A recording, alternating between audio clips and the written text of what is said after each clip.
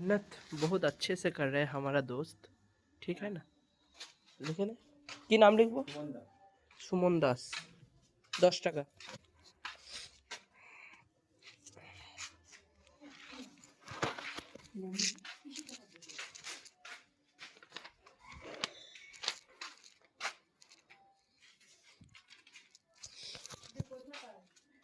জেলে পাড়াটা 10 টাকা।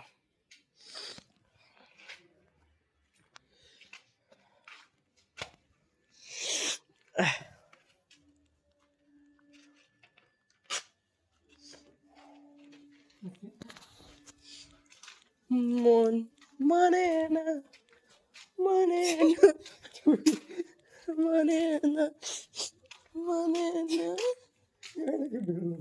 আর সরকার তো ডবল করে বেল মারার জন্য পারমিশন দিয়ে রেখেছে। হ্যাঁ, ফিঙ্গারপ্রিন্ট ফিঙ্গারপ্রিন্ট মজা পেয়েছি।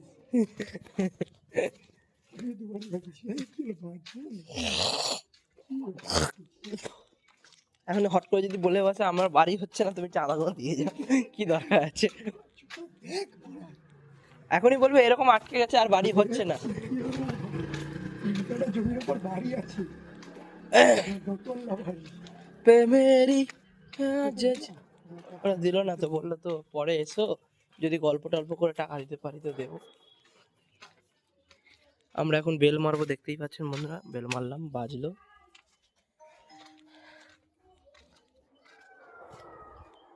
পুচকি বেরোবে এখনই, রেডি সেডি গোপি বলে। হ্যাঁ দাদু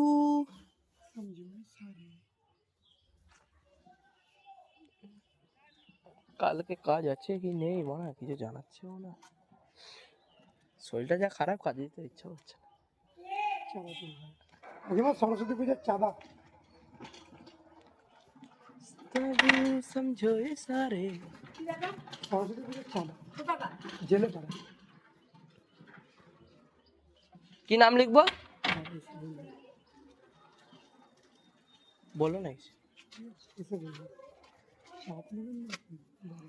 খুব সুন্দর একটা পরিবেশ, খুব সুন্দর পরিবেশ, এত সুন্দর পরিবেশ। এখানে একটা জায়গায়, হ্যাঁ আমি যদি এখানে একটা জায়গা পাই, জায়গা কেনার চেষ্টা করবো, যদি কম সময়ের মধ্যে হয়, 10 বছরের মধ্যে যদি হয়, চেষ্টা করব। 10 লাখে যাচ্ছি, 10 টাকাতে এখন আর মানে একটা বলছি। তাহলে আমাকে এখানে দেখতে পাচ্ছিস এই রোডে একবারে কোনো চাঁদা কাটতে হতো নি, 1 কোটি দিয়ে দিতাম পুজো পর বিন্দাস। 1 কোটি বেলা 10 বছর কি 20 বছর ধরে, 50 বছর ধরে চাঁদা 1 কোটি হবে না পার ডে। 3 বছর 4 বছর 5 বছর পুজো করতে হবে। সোরের বাচ্চা 5 বছর কি করে পুজো করেছে 1 কোটি টাকাতে? কি হ্যাঁ গ্যাস লেভেলে পুজো করবা?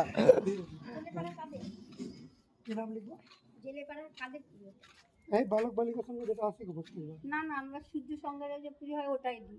সূর্য সঙ্গে তো চাঁদা কাটতে আসে না কেউ, না আসে না। আরে ওটা আমাদের পাড়া, ওটা আমাদের বাড়ি, ওখানে আমরা জানবো না। দুর্গা পূজাটা তো এখন আসে না, খালি কালী পুজোটা আসে। শুধু কালী পূজা, আদার্স কোনো এখন আর চাঁদাই কাটতে বেরোয় না। এবার আপনি যদি না বিশ্বাস করেন, আরে তোপে পালে গোলার সামনেই একদম, তোপে পাল গোলা জেলেপাড়া ক্লাবে ঢুকছেন, তার আগে যে সিমেন্ট ফিমেন্ট বিক্রি করতে মনে আছে আপনাদের, ওই পাশে যে গলিটা, ওই গলিটার সামনেই পুজো। আপনি এবার যাবেন। কি নাম?